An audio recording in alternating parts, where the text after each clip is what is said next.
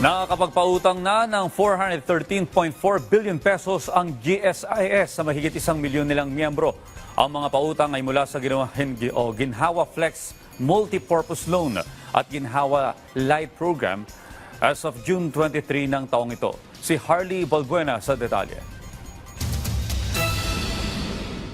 Ipinagmamalaki ng Government Service Insurance System ang mga programa para sa ikagiginhawa ng mga miyembro. Ito ay bilang pagtupad sa direktiba ni Pangulong Ferdinand R. Marcos Jr. na tiyaking nararamdaman ng mga kawani ng pamahalaan ang mga serbisyo ng GSIS. Una rito, sinabi ng GSIS na umabot na sa kabuang 413.4 billion pesos ang naidisburse para sa 1.9 million loan applications sa ilalim ng Ginhawa Flex at Ginhawa Light programs. Sa Ginhawa Flex Loan, pwedeng umutang ang mga miyembro ng hanggang 5 million pesos na maaaring bayaran sa loob ng 15 taon, depende sa kanilang premium, at may interes na 6 to 7%.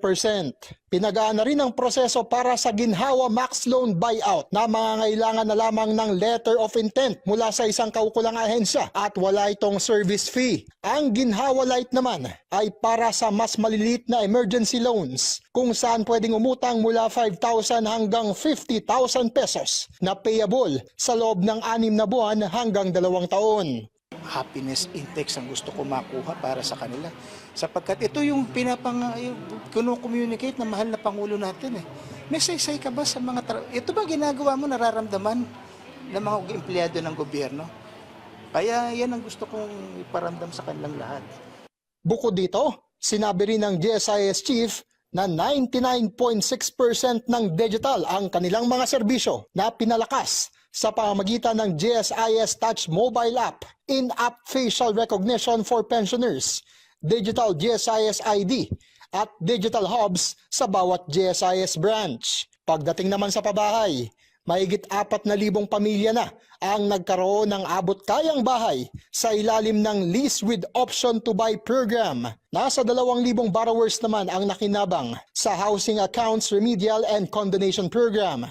Pinalawak din ang National Indemnity Insurance Program na sumasaklaw na ngayon sa 130,000 public school buildings. Ang Stakeholders Dialogue ay isinagawa upang pakinggan ang mga hinaing at suwestyon ng mga kinatawan mula sa iba't ibang government agency. Ang ilang kawani ng gobyerno na nakiisa sa dialogo, kontento rin sa mga ginagawa ng GSIS. Before kasi worried kami dun sa loan namin na if ever na hindi namin nababayaran, nagkakaroon ng compounded interest. So nung sinabi nila na sinimplify na lang nila, natuwa naman kami doon. Actually nagulat kami, napakarami pa lang mga bagong initiative ng GSIS na ngayon lang na-present. Samantala, sa harap naman ng lumalalang gulo sa Middle East ay handa rin ng GSIS na alalayan ang mga maapekto ang empleyado ng gobyerno na nasa ibang bansa tulad ng mga nagtatrabaho sa consular offices ng Pilipinas.